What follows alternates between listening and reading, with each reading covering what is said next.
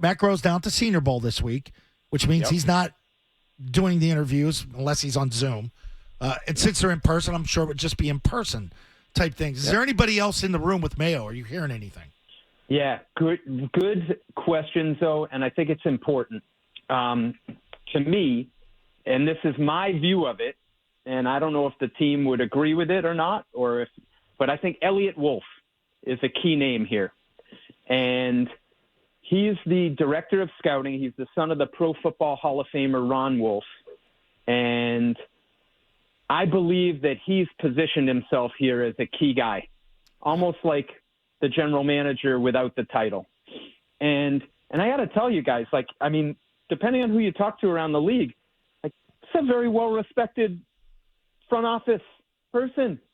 Came up through the Packers. Good organization, good system. Good. You see what they've done as they've sort of transitioned from Favre to Rodgers to Love. There's a lot to like there. I don't know. I have to say, if my read on this is correct, that he's in there with Gerard Mayo in these interviews, I actually think that if you're a fan following the team, I would think that would be something you might feel good about.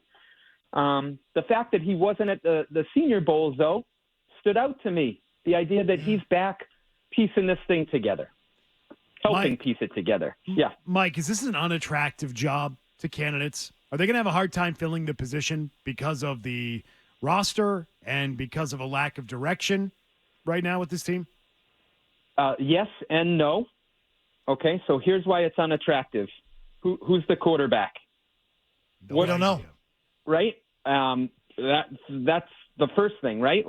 You tell me I get to go work with Joe Burrow when that job, you know what I mean? That's pretty attractive. Well, I don't think it ends there, though, Mike, right? It's not just quarterback. It's who's my left tackle, who's my right tackle, who are my tight ends, who are my receivers, all of that. I mean, can I have a third down back? Yeah, who's that? Yeah. All right. Right? So this is where I'm going to push back on it, because you're not wrong, but there's only 32 of these jobs. And to me, that context, Beetle, is important. If I want to coach and I want to be a coordinator, I got 32. Or if I want to coach and run my offense and call plays, I got 32 options. And how do I say this? Right now some of the pieces aren't in place, but I got the number 3 pick. I got you know what I mean? I can get those pieces in place, and I could give you a list of examples. I wish I was more prepared of jobs that didn't look attractive one year, and a year later they look a lot different. So I get it, and you're not wrong, but to me, I think it's less about the job being less attractive and more about the Patriots looking at the candidates that are out there and trying to find someone that excites them, that fits, because I think it's hard to find 32 people that can do the job, if that makes sense. Does that make sense, Beal? Yeah, I mean, it does, but they should find someone that excites them a little bit faster. That's what I would say. Especially if they've known for months that they were going to let Bill go, if they knew for over a year that they were going to have Gerard Mayo as their head coach, they should have been better prepared to act. There are other teams that cleaned house, and have started to hire their head coaches and fill out their staff faster than the Patriots have. And this is a fair point. Thank you. There are teams that have been flying around the country to meet with candidates, very aggressive. And I think this is where if we're being honest, this is where having a first-time head coach who's spent all his time in New England, that doesn't have the coaching network of others, that this is playing out that way, Beetle, right? Where there's not as many people you can, I coached with this guy 10 years ago in Arizona, you're almost building your network a little bit on the fly. Mike, you were down here at Gillette with us on Tuesdays, and you were talking to coaches and all that, and you heard the fans call into the show, and for 24 years it ran its course, and everybody wanted Bill out. Got to move on.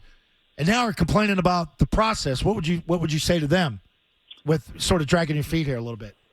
Oh, well, so that's a whole nother topic. I mean, yeah. I know. So people that want to Bill Belichick on, you're getting what you wanted, Now, they can push back on it, though, and say, well, I didn't know that this was going to be the result and the process. But, I mean, that's the answer, right? I mean, with Bill, you knew what you knew what you had. Yeah.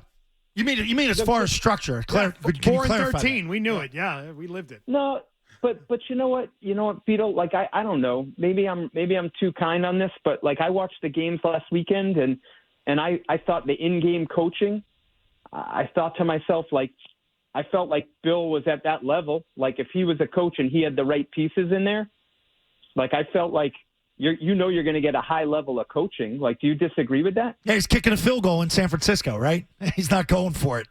Well, that's the way I feel. But I mean, maybe I'm too kind to Belichick. I mean, Beetle, do you disagree with that? Like, that's the part that would concern me is are you still going to get the same level of coaching?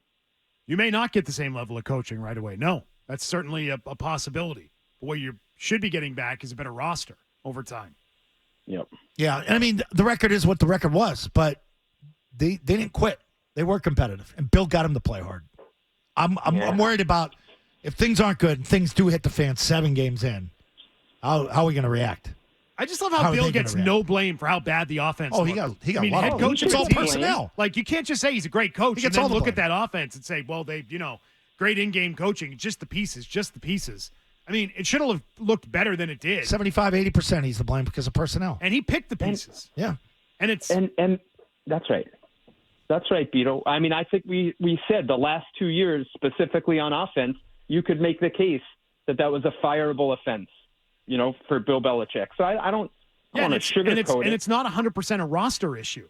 I mean, it's a big issue, but you can't look that bad and continue to call yourself a great coach and have people say, well, he's elite. I mean, when does that catch up with you at some point to where you say he's not as good as he used to be? Okay, so I don't even know why, Mike, we're like relitigating this because he's gone and fired. Like, it's over. They made the decision, and now the team looks woefully unprepared when they knew, reportedly, for months that they were going to do this, and they set up Gerard Mayo over a year ago to be the guy. Yeah. I mean, I think the team is worthy of the criticism right now. Their plan sucks. Maybe that's why we're relitigating it, because the idea would be, well, if you had kept Bill and made infrastructure improvements on offense, would that be a better scenario? I think that's what we're talking about, Beetle, than what has unfolded.